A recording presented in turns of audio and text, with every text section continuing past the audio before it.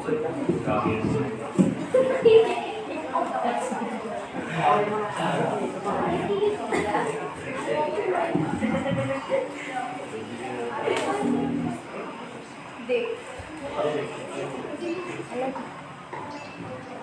good morning everyone, ano umaga.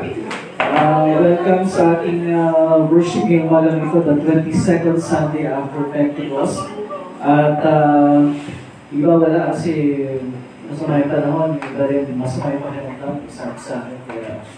Anyway, yung mga kasama natin online, please leave a comment sa ating comment section so I could recognize you later on. For our opening song, we will sing How Great Is Our God.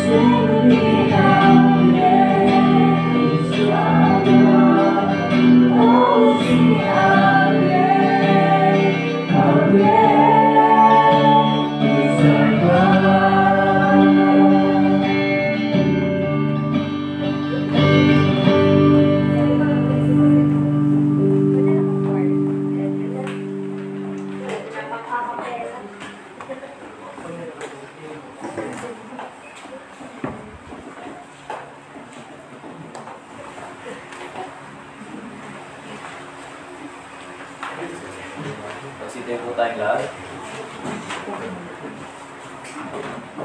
Sa pangalan ng Ama at Anak at at ang Espiritu Santo. Amen. Mga minamahal sa Panginoon, lumapit tayo ng may tapat na puso at magpahayag ng ating kasalanan sa Diyos, na ating Ama, at mamanhid sa Kanya sa pangalan ng ating Panginoon sa Kristo, upang tayo ay pagkalooban niya, mapatawaran. Ang tulong natin ay nagmumula sa Panginoon, na siyang lumikha ng langit at lupa. aking sinabi, ipahayag ko ang aking pagsalangsang sa Panginoon. At iyong pinatawad ang aking mga kasalanan. Sabay-sabay natin ipahayag ang ating kasalanan. O O Diyos, Diyos, amang makapangyarihan sa lahat, amang mahabagin, ako na isang kaawa-awa at amang makasalanan, ay nagpapahayag sa iyo ng lahat ng aking mga kasalanan at mga kasamaan. Nasa pamagitan ng mga ito, ikaw ay nilapasahan ko sa isip, sa salita at sa gawa. At ako'y dapat nasa kaparusahan mo sa panahong ito at sa kaparusahan walang hanggan.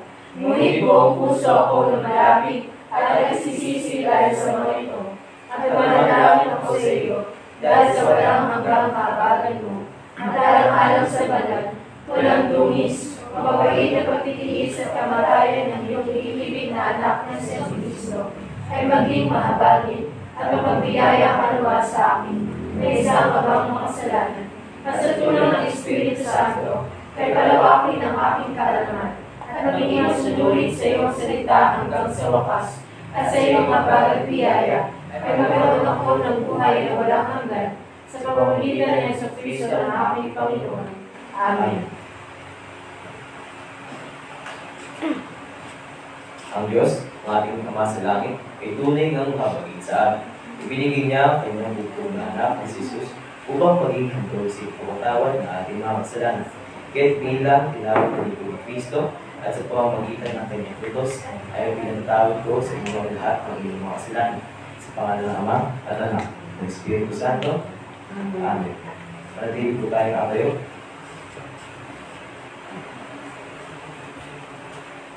Kay Yahweh ay magtiwala. Kayong may takot sa Kanya, Siya ang inyong sanggala. Kung tumulong laging handa, ito ang laging tanong sa aming mga bansa. Nasaan ba ang inyong Diyos, ang palaging pilipitan? Ang Diyos namin nasa langit, naroroon ang Diyos namin, at ang kanyang ginagawa ay kung ano ang ibigin. Ginawa sa ito ang hilap ang kanilang mga Diyos, sa kanilang mga kamay, nitong tao ang ayos. Ang gumawa sa kanila at magtiwala. Lahat sila ay katulad ng layo. Kayong Diyos na ginawa. Di na siya pupulin yung mga taong patay. Yung mga nihihimlay sa malamig na libingan, tayo ngayon magbubuhay ang dapat ng pasalamat. Siya'y dapat na purihin mula ngayon hanggang wakas. Purihin si Yahweh. Sabay-sabay po natin mabitin ang luwalhati sa Ama. Luwalhati sama at sa Anak at sa Espiritu, kung paano noong una, ngayon magpakailanman, walang hanggan. Amen. Panginoon, mabagkas sa amin. Kristo, mabagkas sa amin. Panginoon, mabagkas sa amin. Papuri sa Diyos sa kaitaasan. At sa lumpa'y kapayapaan sa mga taong kinalulugdan niya. Pinupuri ka namin, sinasamba ka namin, niluwalhati ka namin, inasasalamatan ka namin dahil sa iyong kawalhatian. O Panginoong Diyos, Hari ng kalangitan, Diyos amang makapangyarihan sa lahat. O Panginoong Diyos, bugtong na anak, Jesu Kristo. O Panginoong Diyos, Panginoong Diyos, anak ng Ama, na nagaling sa kasalanan ng sanlibutan,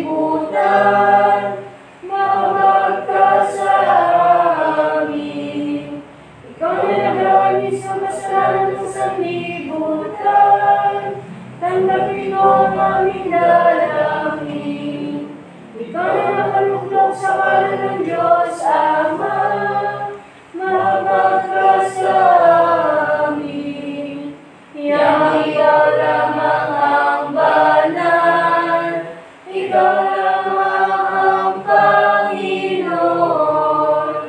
Ikaw lamang, O Kristo, at ang Espiritu Santo, ang pinakadakilan sa kapilyhan ng Diyos Ama. Amen. Ang Panginoon ay sumayo. At ang kanyang Espiritu. Manalangin tayo.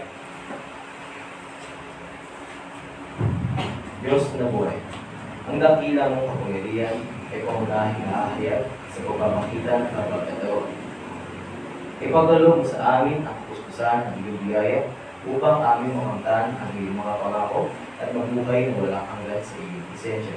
Sa pamamagitan ni Hesus Kristo, iyong anak, aming Panginoon, na nabubuhay at naghahari, ang kasama mo at ang Espiritu Santo, iisang Diyos walang hanggan. Amen. Tayo po lahat at magsipo at ating pakinggan basa ng salita ng Diyos.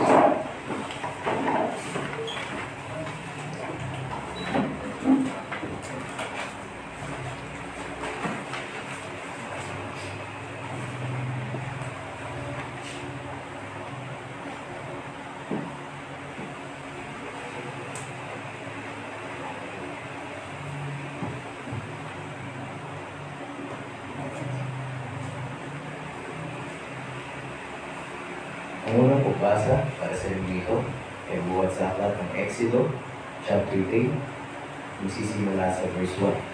At ito ang sinasabi. Tinawag ng Diyos si Moises. Samantala, habang nagpapasloy si Moises ng kawan ng binan niya, si Jethro, na pari sa Midian, itinawid niya ang kawan sa gawing kanluran ng disyerto at hanapin siya sa Sinai, ang bundok ng Diyos. Doon, ang anghel ni Yahweh ay nagpakita sa kanya na parang apoy na nagmumula sa gitna ng isang mababang punong kahoy. Kitang-kita ni Moses na nagliliyag ang puno, ngunit hindi susunod. Kaya nasabi niya sa kanyang sarili, nakakapagtaka naman ito. Titingnan ko ang mabuti kung bakit hindi ito natututok o yung nagliliyag. Nang nalapit na si Moses, tinawag siya ni Yahweh buhay sa nagliliyag na punong kahoy. Moses, Moses, ano po iyon? Sabi niya. Sinabi ng Diyos, huwag kang lumapit. Hubarin mo ang iyong sandalyas. Sapagkat kanal ng lugar ang kinatatagan mo. Ako ang Diyos na sinamba ng iyong mga ninuno. Ang Diyos ni Abraham, ni Isaac, at ni Jacob. Tinakpan ni Moises ang kanyang mukha sapagkat natatakot siyang tumingin sa Diyos. Sinabi sa kanya ni Yahweh, nakita ko na labis na pinahihirapan ng mga Egyptyo na aking bayan. Alam ko ang hirap na kanilang tinubis at narinig ko ang kanilang pagdaing. Kaya bumaba ako upang sila iligtas, ilabas sa Egypto at ihatid sa lupay ng ina, malawak, mayaman at sagana sa lahat ng bagay. Ito'y ang lupain ng mga Kanileo, Hiteo, Amorio, Periseo, Hivita at Jebuseo. Narinig ko ang pagdaing ng aking bayan at nakikita ko ang mga aking ginagawa sa kanilang mga Egyptyo. Kaya't papapuntahin kita sa Paraon upang ilabas mo sa Egypto ang aking bayan Israel. Sumagot si Moises, sino po ako para humarap sa Paraon at ilabas ang bayan Israel mula sa Egypto? Huwag kang mag-alala, hindi kita pababayaan at ito ang magiging katibayan na ako ang nagsugo sa iyo. Sa bundok din ito, kasambahin ninyo ako kapag ilabas mo na sa Egypto ang aking bayan, sabi ng Diyos. Sinabi ni Moises, pupunta ako sa mga Israelita at sasabihin sa kanila ako'y sinuli ng Diyos ng aming mga ninuno. Ngunit, ano po ang sasabihin ko kung gano'n? Itanong nila kung sino ang nagsugo sa akin. Sinabi ng Diyos, ako'y si ako nga. Sabihin mo sa mga Israelita na sinugo ka ng Diyos na ang pangalan ay ako nga. Sabihin mo sa kanila na sinugo ka ng Yahweh, ang Diyos ng inyong mga ninuno, ang Diyos ni Abraham, Isaac at Jacob. At ito ang pangalang itatawag nila sa akin magpakailanman. At ito ang salita ng Panginoon. Ay ikalawang pagbasa naman, buwan sa ikalawang Tesalonica.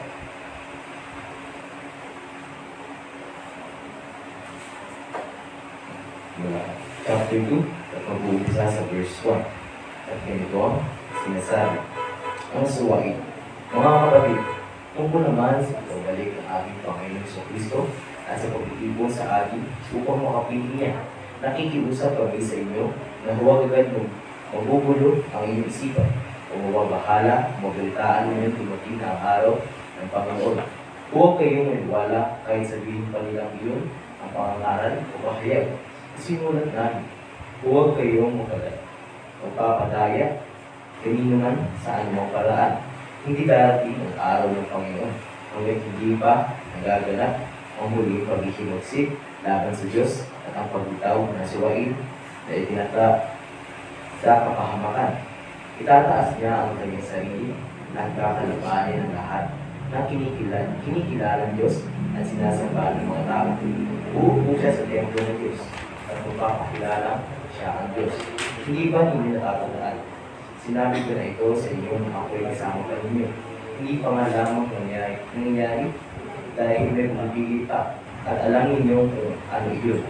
Initaw ang suwa ito pagdating ng takal panahon. Ngayon pa man ay gumagawa na ang iwaga ng kasamaan at nananatiling ganyan hanggat di naaalis ang umahad lang sa kanya.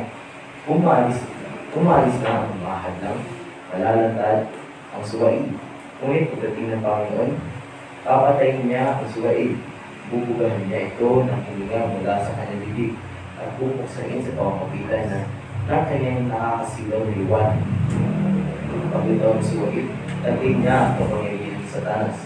Gagawa siya ng lahat ng uri, ng pandilang, ng mga himala at kababalaghan. Gagamit siya ng lahat ng uri ng pandaraya sa mga wapahamak dahil ayaw nilang mahalin ang katotohanan na makakapagligtas sana sa kanila. Dahil dito, hahayaan ng Diyos na sila'y malinlang ng espiritu ng kamalian at maniwala sa kasinungalingan. Sa gayon, mapaparusahan ang lahat ng tatawa sa paggawa ng kasamaan sa halip ng maniwala sa katotohanan. Sa Diyos dahil sa inyo, kabilang kayo sa mga unang pinili niya upang magkalugan ang kaligtasan sa pamamagitan ng Espiritu Santo at ang inyong pananalig sa katotohanan.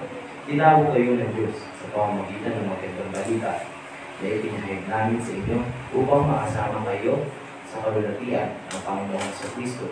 Kaya nga, mga kapatid, magpakatagal kayo at panghawakan ninyo mga katuroang ipinasa namin sa inyo sa pamamagitan man ng aming sinabi o sinulat. Alibin nawa kayo ng ating Panginoon sa Kristo. Mismo at ang ating Diyos Ama na umibig sa atin at dahil sa kanyang kagandahang loob ay nabigay sa atin na wala hanggang kaaliwan at magandang pag-asa. Bigyan nawa kayo ng matatag na kalooban para sa lahat ng mabuting gawa at salita. At ito ang salita ng Panginoon. Magsiday po tayo lahat para sa pagbasa ng mabuting balita dumaan sa aklat ng Lucas chapter 20 at magsisimula sa verse 27.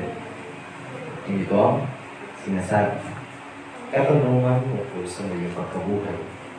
Ilang Saduseyo naman ang lumapit kay Jesus. Ang mga ito ay tulong walang muling pagkabuhay ng mga patay. Sabi nila, Guro, isinulat ni Moses para sa atin ang batas na ito. Kung mamamatay ang isang lalaki at naiwang walang anak ng kanyang asawa, ang kapatid ng lalaki dapat pakasal sa biyuda upang magkaanak sila para sa namatay. Mayroong pitong magkakapatid ng lalaki, nagkasawa ang panganay at namatay na walang anak. Nagpakasal sa biyuda ang pangalawa, subalit ito'y namatay din walang anak. Ganoon din ang nangyari sa pangatlo hanggang sa pangpito, at silang lahat ay namatay na walang anak. Sa kahuli-hulihan, namatay naman ang babae. Ngayon, sa muling pagkabuhay, sino sa pito ang kikilalaning asawa ng babae? Yamang silang lahat ay napakasawa niya. Sumagot si Jesus, sa buhay na ito, ang mga lalaki at mga babae ay nag-aasawa. Ngunit ang mga lalaki at babae dapat na makasama sa muling pagkabuhay ay hindi na mag-aasawa. Hindi na rin sila mamamatay sapagkat patutuhan sila sa mga akin. Sila ay mga anak ng Diyos dahil sila ay kabilang sa mga muling binuhay. Maging si Moses ay nagpapatunay na muling binubuhay ng mga dalisay ng pusang nagbibigay ng mababang puno. Ang Panginoon ay tinawag ng Diyos ni Abraham, Diyos ni Isaac, at Diyos ni Jacob. Ang Diyos ay hindi Diyos ng mga patay, kundi ng mga buhay. Sa Kanya nabubuhay ang lahat. Sinabi ng ilan sa mga nagpapulong kautusan, Guro, maganda ang sagot ninyo. At mula noon ay wala na naglakas ng loob ng tanong sa Kanya. Ay ito ang salita ng Panginoon. Manatili po tayo na kayo at ating sabay kasi ang kredo ng mga apostol sa page 9. Sabay po tayo. Sumasampalataya ako Sa Diyos, Ama, makapangyarihan sa lahat, na lumikha ng langit at lupa. At kay Yesu Cristo, Kanyang bugtong na anak ng ating Panginoon, na ipinagdigit sa pamamagitan ng Espiritu Santo, ipinanganak ng Birheng Maria, nagdusa sa ilalim ni Poncio Pilato, ipinako sa krus sa matay ng libid. Siya ay bumaba sa impyerno. Sa ikatlong araw siya ay nagbangon sa mga patay, umakyat sa langit, at nabuklog sa kanan ng Diyos na mga makapangyarihan sa lahat. Buhat daw ay pagilito upang pumahan ang mabuhay ng mga patay.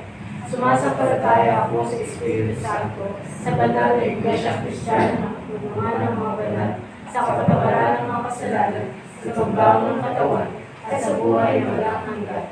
Amen. Magsipon po tayo lahat.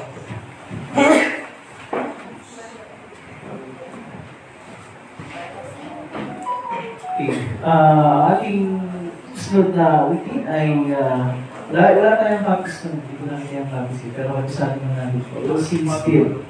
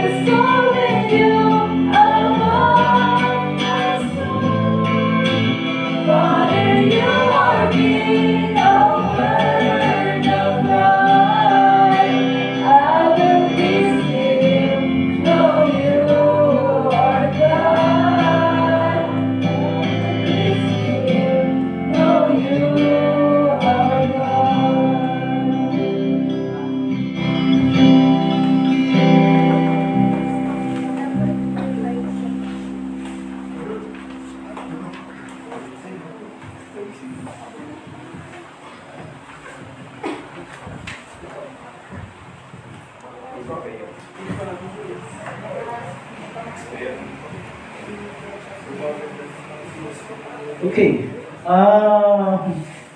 We only have 2 Sunday school kids today.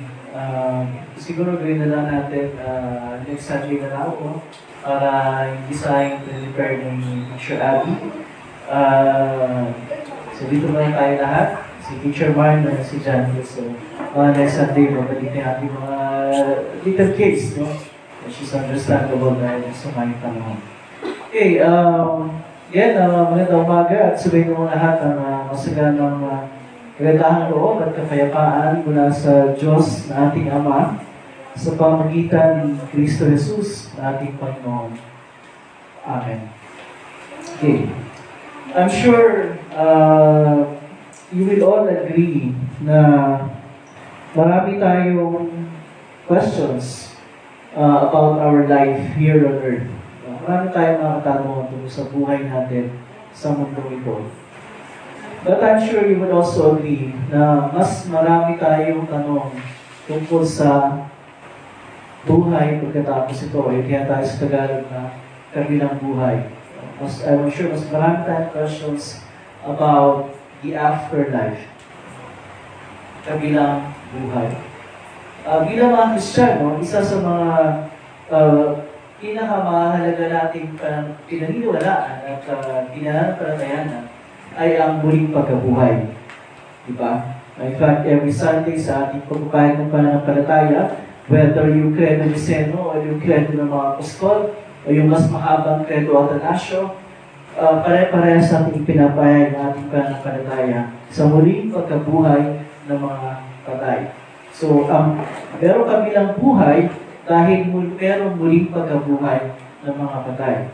At pag sinabi natin muling pagkabuhay ng mga patay, ang ating ibig sabihin, yung ating mga katawang lupa na pagdating ng panahon ay mamamatay at ililibing sa lupa at mabubulok.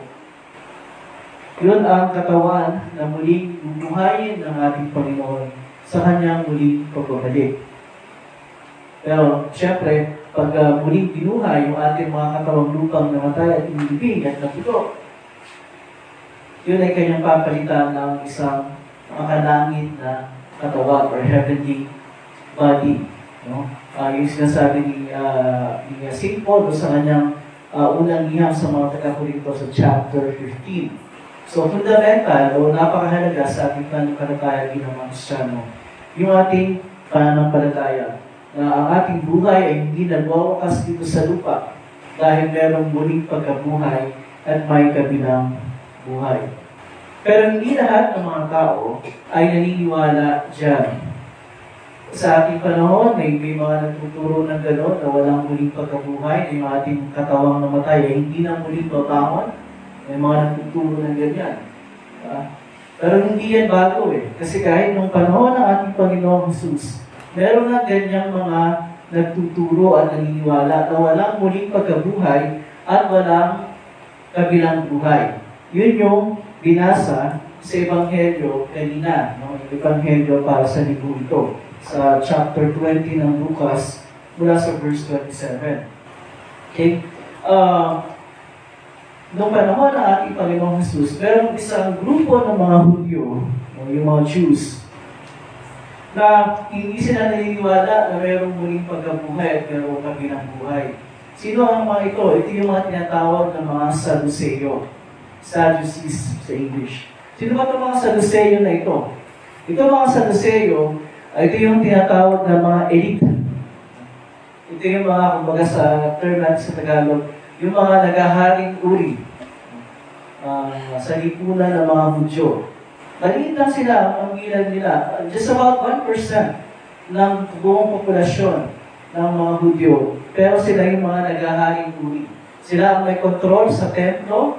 Sila ang may control sa tinatawag na Sanhedrin o yung konsehong namamahala sa mga Hudyo.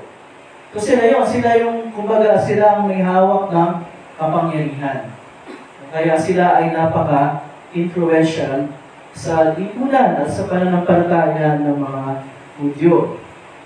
Kahit na gano'n lang kaliit ang kanilang bilang hindi sila naniniwala na mayroong muling pagkabuhay at may kabilang buhay. Kaya sa Ebanghelyo kanina, meron silang itinanong sa ating Panginoon Jesus tungkol sa muling pagkabuhay at sa kabilang buhay. Ano yung tanong na yun? Ang tanong ng mga Saduceo kay Jesus ay ito. Sabi nila, Guro, nagladla po si Moises ng ganitong batas para sa amin. Kung mamatay ang isang lalaki at maiwang walang anak ang kanyang asawa, ang kapatid na lalaki dapat pakasal sa balo upang magkaanak sila para mamatay. Yun ang sabi. At yun ay totoong ibinigay na kautusan ng Diyos sa pamagitan ni Moises noong panahon ng mga Israelita sa Old Testament. Yan ay nakasulat sa Deuteronomy 25 verses 5 and 6.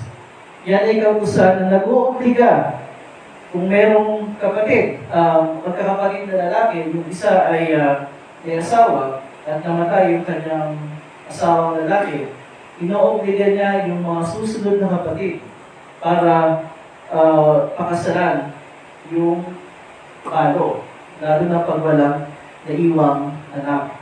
Of course, hindi ito nag-aantay sa ating panahon ngayon. At kahit sa lipunan ng mga Diyos sa panahon, wala na itong utusan na ito. Pero ang purpose ng utos na ito sa panahon ng lumang tipan ay una, para i-preserve yung pangalan nung namatay at yung kanyang lahi.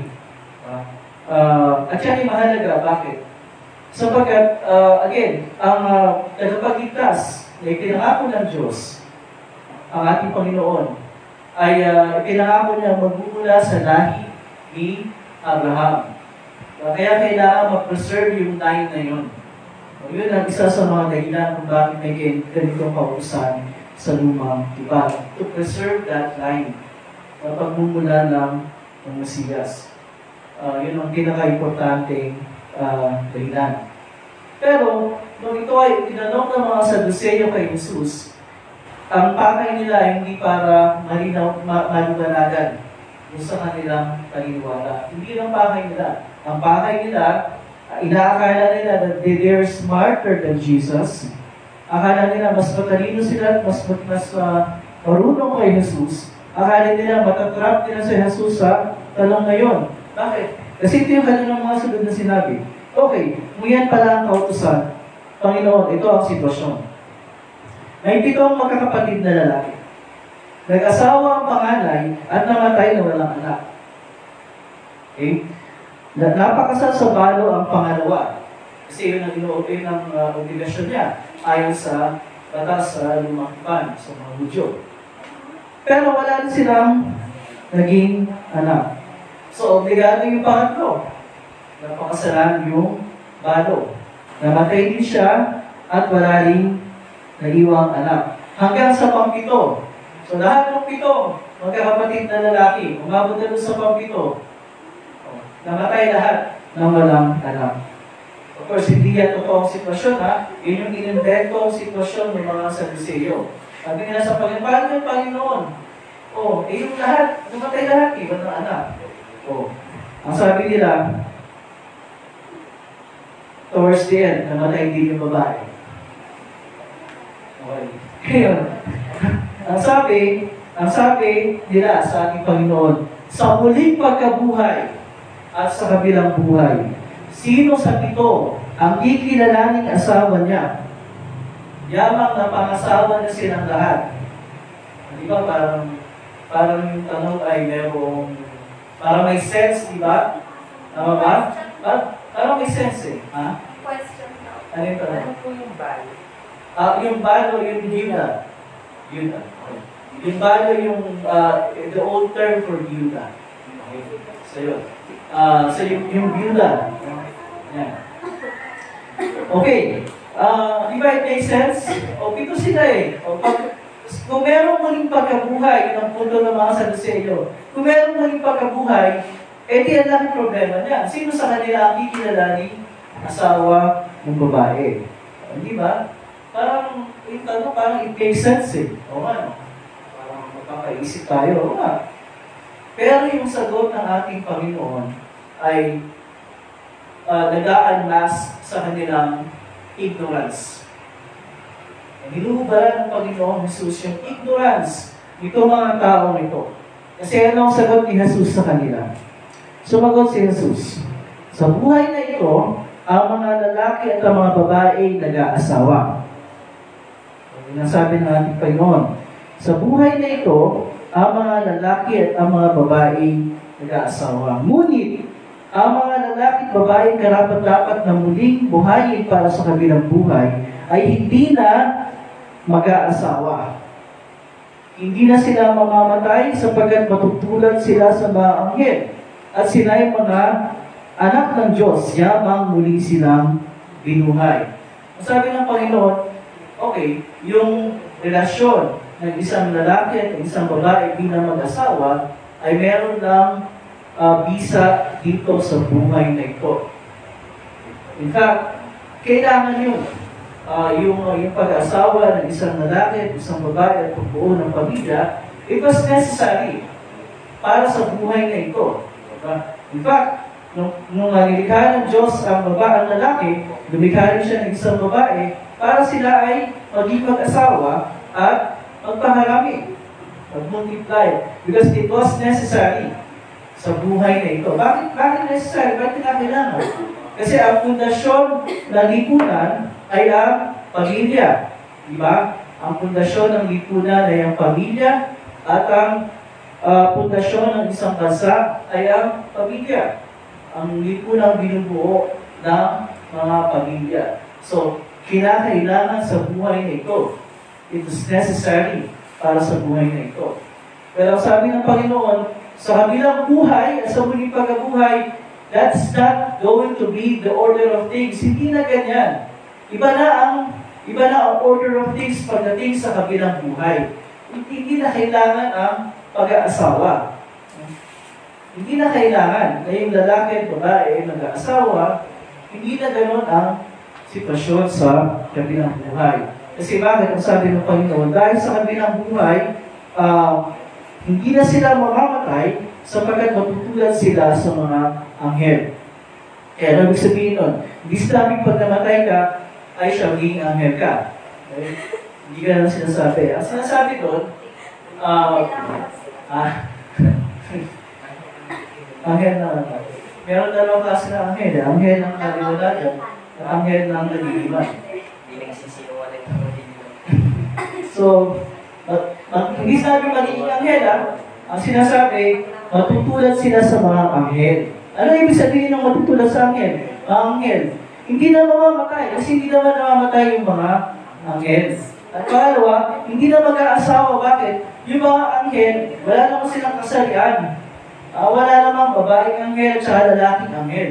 Ang mga anghel ay sexless.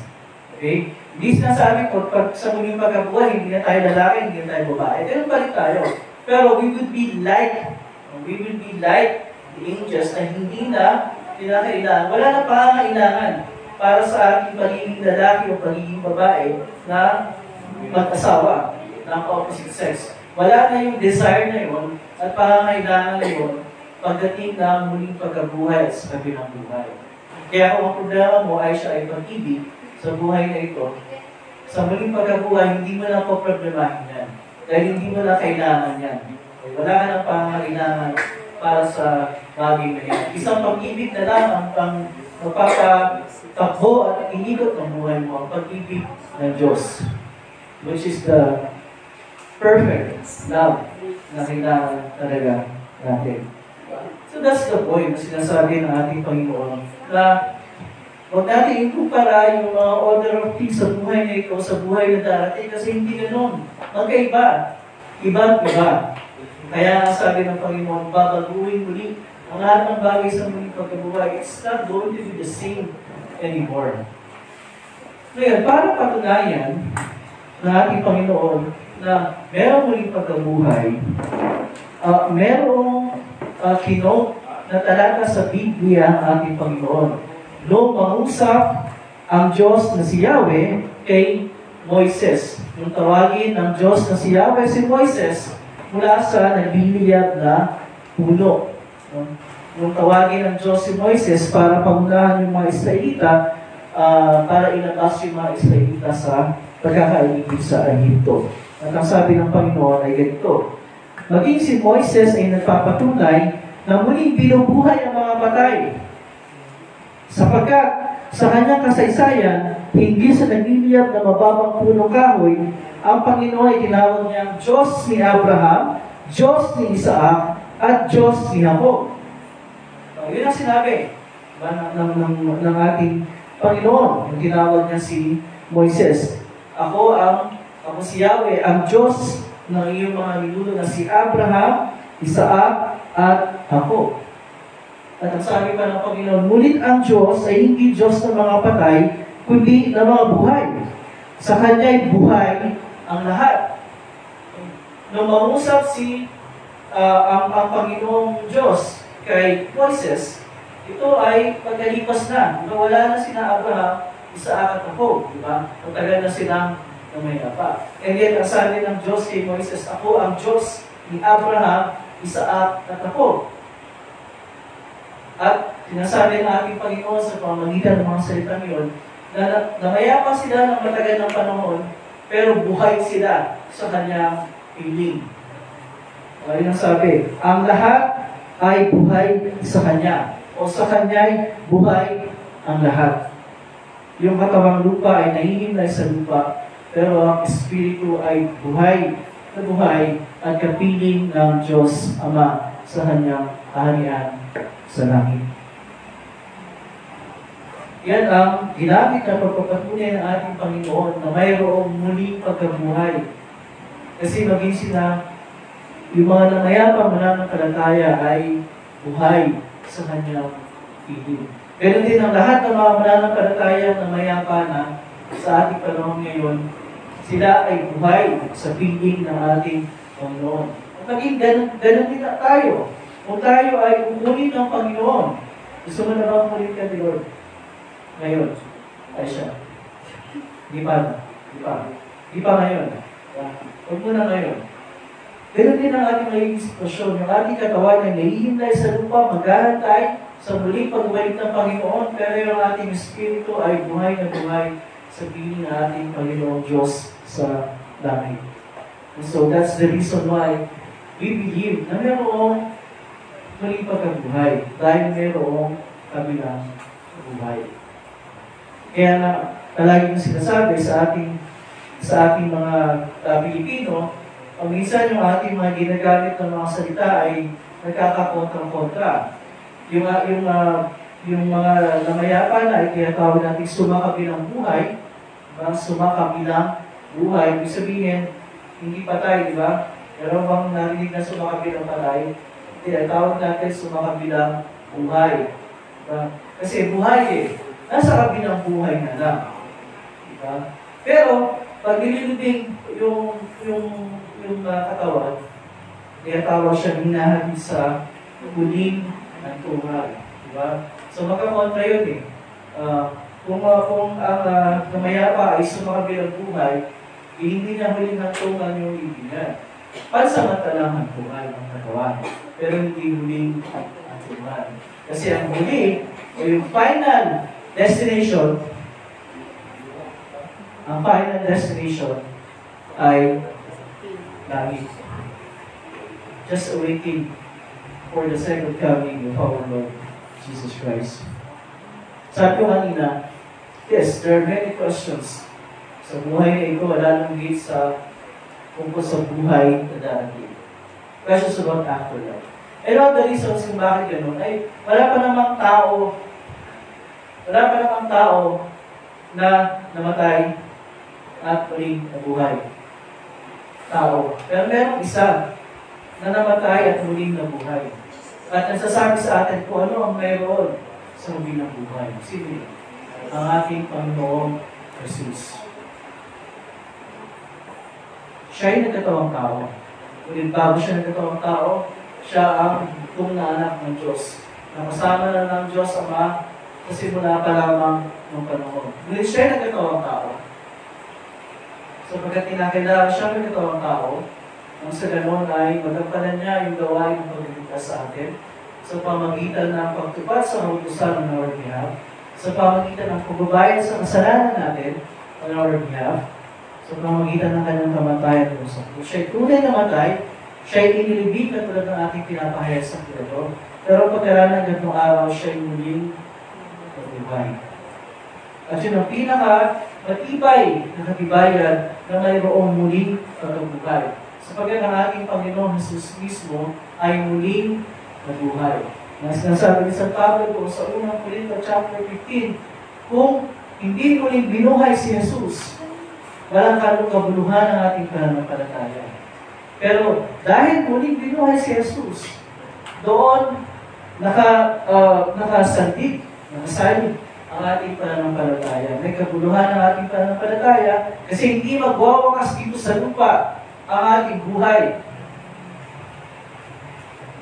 Meron tayong tinatanaw na muling pagkabuhay at kabilang buhay. Buhay na walang hanggan sa piling ng ating Diyos. Hindi lang ipinakita at pinatunayan ni Jesus na mayroong muling pagkabuhay, kundi sa pamagitan ng kanyang buhay, kamatayan at muling pagkabuhay, hindi lamang na binayaran ang lahat ng ating kasalanan, kundi binigyan na tayo ng katiyakan na kung tayo man ay aabutin ng kamatayan sa buhay na ito, bago ang kanyang muling pagbalik, tayo rin ay muling bubuhayin.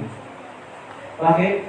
Sapagkat tayo mga nananampalataya kay Jesus, bilang ating Panginoon, tagapagligtas na may katiyakan ng kaligtasan. Kaligtasan ng sabihin na pagdating ng panahon, doon tayo sa kanyang piling sa langit, tutungo. At hindi sa kapahamakan sa pipil. In fact, yung ating buhay sa lupa, ang tulad na ating palaging binabanggit, ay isang paglalakbay. It is a journey, it's not a destination. Again, hindi ito yung ating final destination. Ang ating final destination ay sa langit.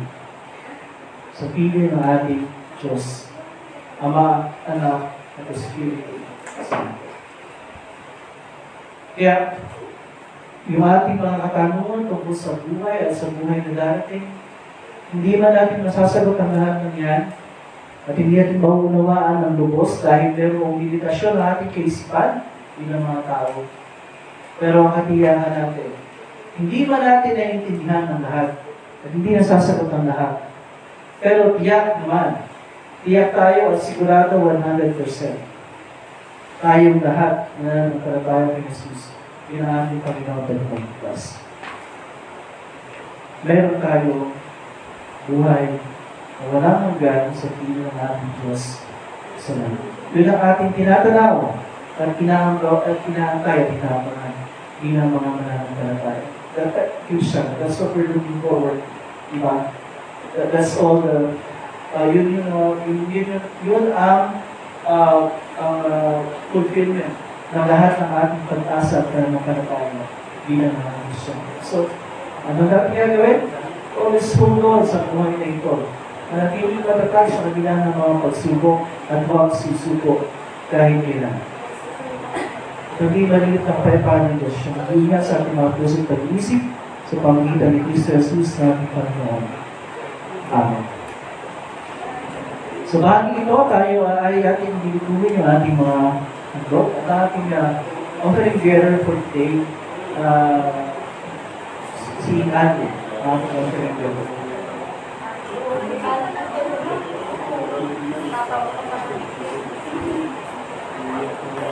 Kasi lang sa araw, nagtitingin si Teacher Ayat ng mga old pictures nyo, at nakita na yung picture mo, magaganda ng mga ito.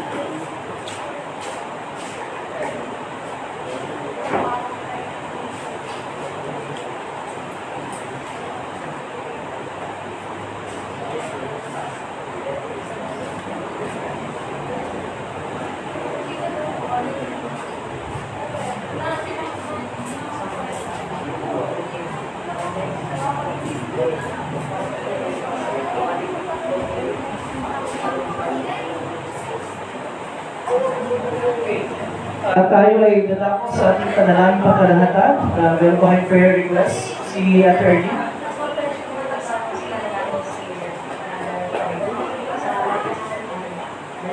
A birthday. Okay, sige. birthday sa Baptist. Blessing Margaret Del Santos. Si Kathleen. Kathleen, okay. Wes. Of course, pero pasasalamat dahil iniriyon ng Diyos sa tiyak na pamamahal si Samantha sa kanyang pagkakabulog sa swing. Kung sino man nagtulak sa kanya, mapagkakaroon.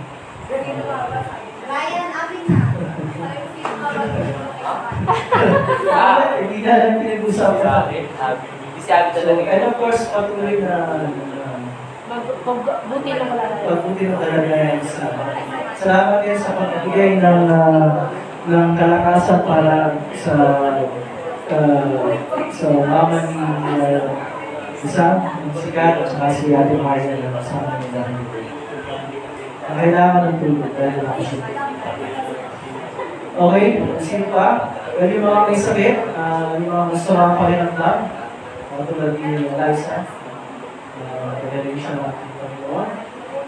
Yung ating mga kababayan na kasalukuyang binabagyo sa bandang Bicol, sa bandang Juanes, sa mga pwede pang daanan ng bagyo na ito. We pray na wala naman tayong magagawa doon sa bagyo eh. Talagang darating yan. We pray na sana babawasan yung impact sa ating mga kababayan. Hindi siya maging ganun kalakas talaga katulad ng mga pagkakapokas, ng mga weather gurus.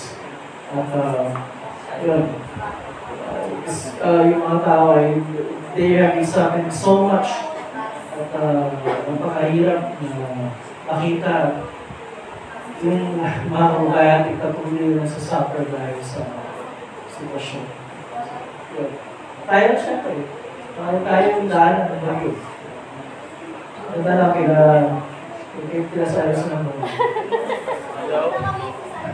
Sa inyo na lang, sa bahay na lang, lahat sabi ni Gray. Okay, ano pa? Lahat ng mga kasama natin wala rin dahil sa panahon. Sila ay bigyan ng Panginoon ng kalakasan.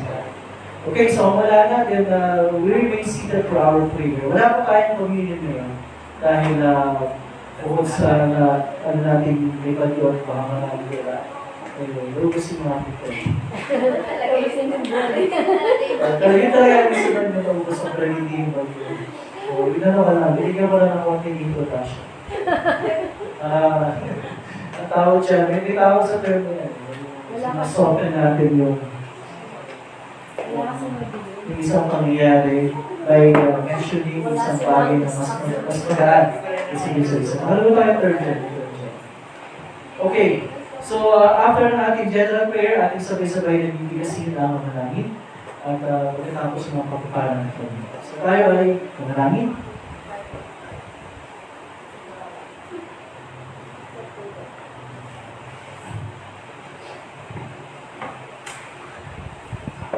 Makapangyarihan at napakamahabaging Diyos, Ama ng aming Panginoong Kristo.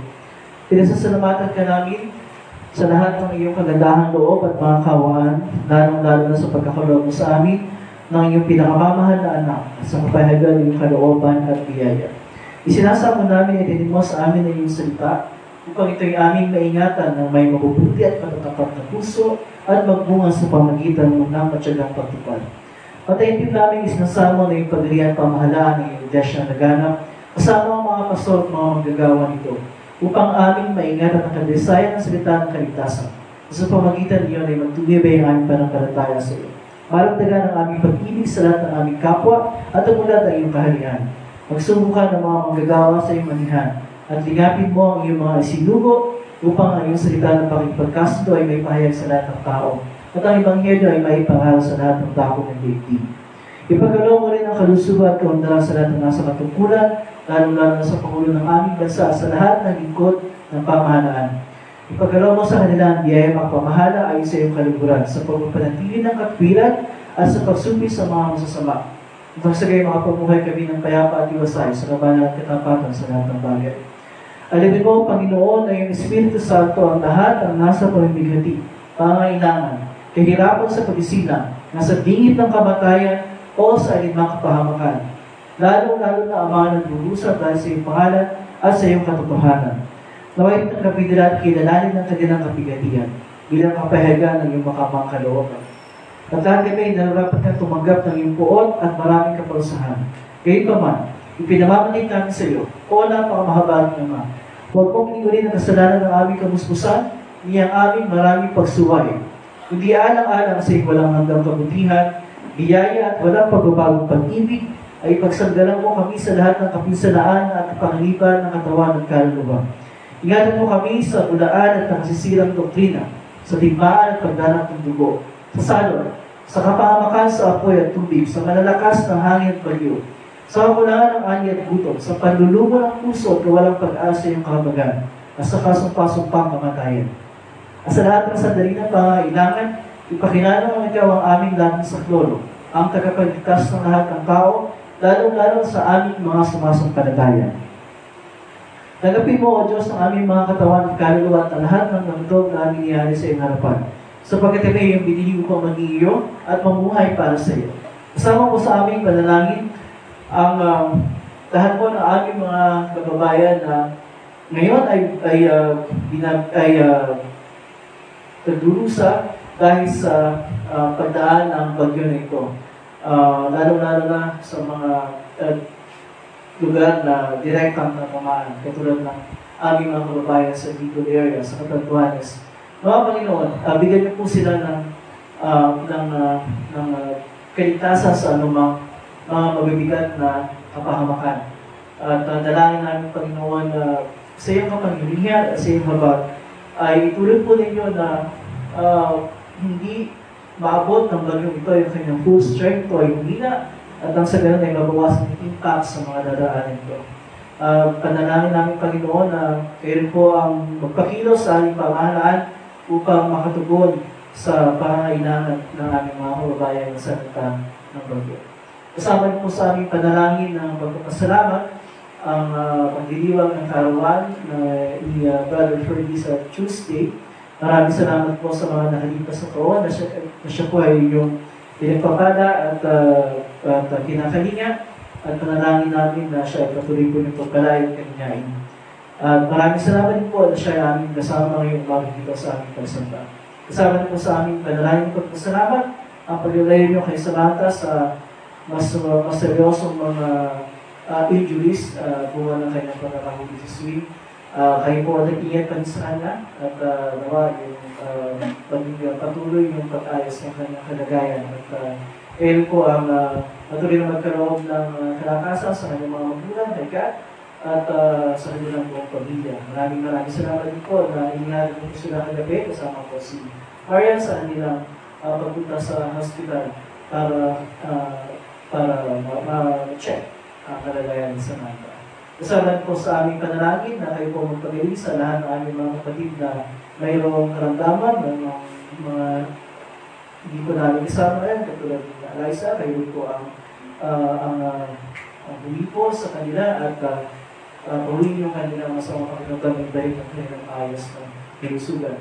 At kasama rin po sa aming panalangin na ilayor mo kami lahat sa anumang mga mabibigat na kapamakan at bigyan niyo kami ng kaaliwan at ang hatiyakan na lahat ng mga nangyayari sa aming buhay, sa aming paligid, ay nasa iyong mga kamay. At pinikakatuwa na namin sa iyo ang lahat ng bagay.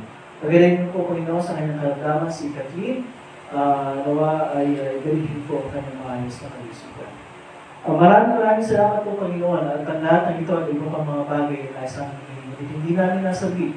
Kaya nangingin sa iyo pinagpapasalamat. Alang-alang sa mabait na pagdudusa at kamatayan ng Jesucristo ng ibutong natin, ang aming Panginoon at Pagligtas, na nabubuhay tagahan kasama mo ng Espiritu Santo, isang Diyos, magpakailanman. Amen. Tayo natin tumayo at ating sabay-sabay na bibigkasin ang namin sa page 19 ng ating mini-hintan. Page 19. Sabay-sabay tayo. Ama namin nasa langit, sambahin nawa ang pangalan mo. Ikaw nawa ang maghari sa amin. Sundin nawa ang iyong kalooban ito sa lupa tulad ng sa langit. Bigyan mo kami ng pagkain kailangan namin sa araw na ito. At patawarin mo kami sa aming mga kasalanan. Tulad ng pagpapatawad namin sa mga nagkakasala sa amin. At huwag po kami ihatid sa tukso, kundi ilayo mo kami sa masama, sapagkat sa iyo ang kaharian, at ang kapangyarihan, at ang karulatian, at pangailanman. Amen. Ang Panginoon ay sumayo. At ang kanyang Espiritu. Purihin natin ang Panginoon. Magpasalamat tayo sa Diyos. Ipinigyan ang pagpapala ng Panginoon. Pagpalain ka nawa ng Panginoon at ingatan. Paliwanag ginawa ng Panginoon ang kanyang mukha sa iyo at mahabag sa iyo. Ilingap nawa ng Panginoon ang kanyang mukha sa iyo at bigyan ka ng kapayapaan. Amen. Amen. Amen. Natin mo po, we will sing our closing hymn sa ating worship booklet, Amazing Grace. And that's on page 32, nasa left column, Amazing Grace, My Chains Are Gone.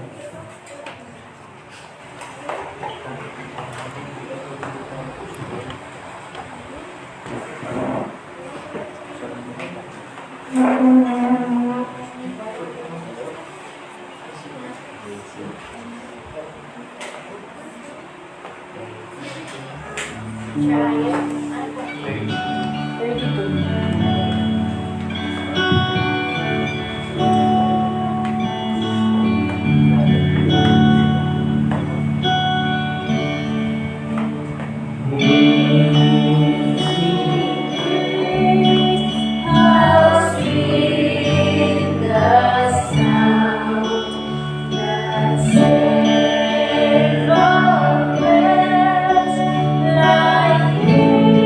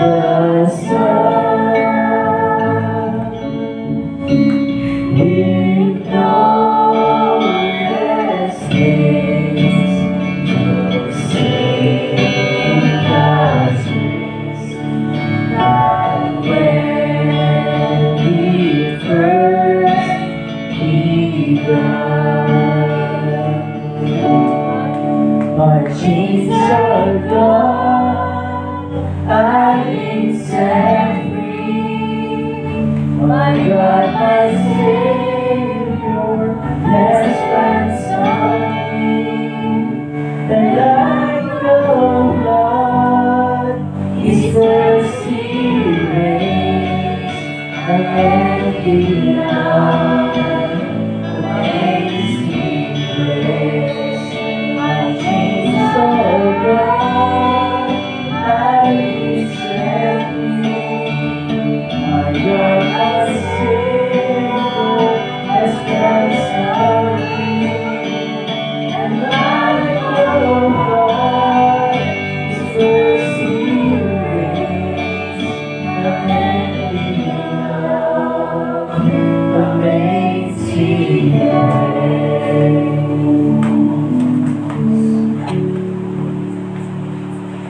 Okay, good morning everyone. Nandang sa ating lahat.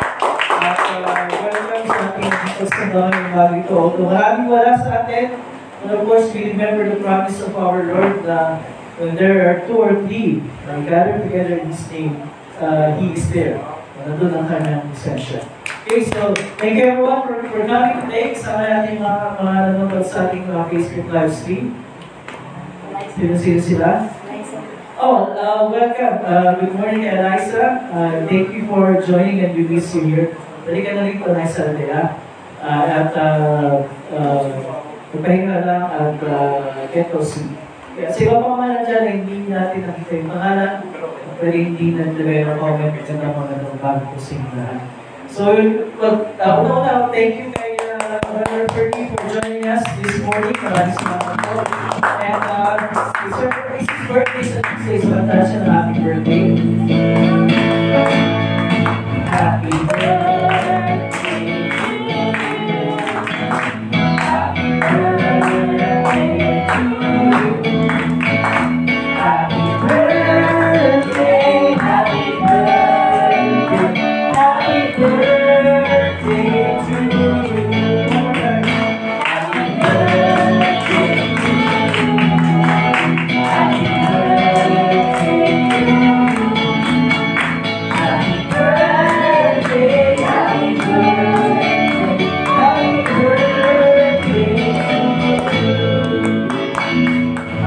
Po at in advance Tuesday.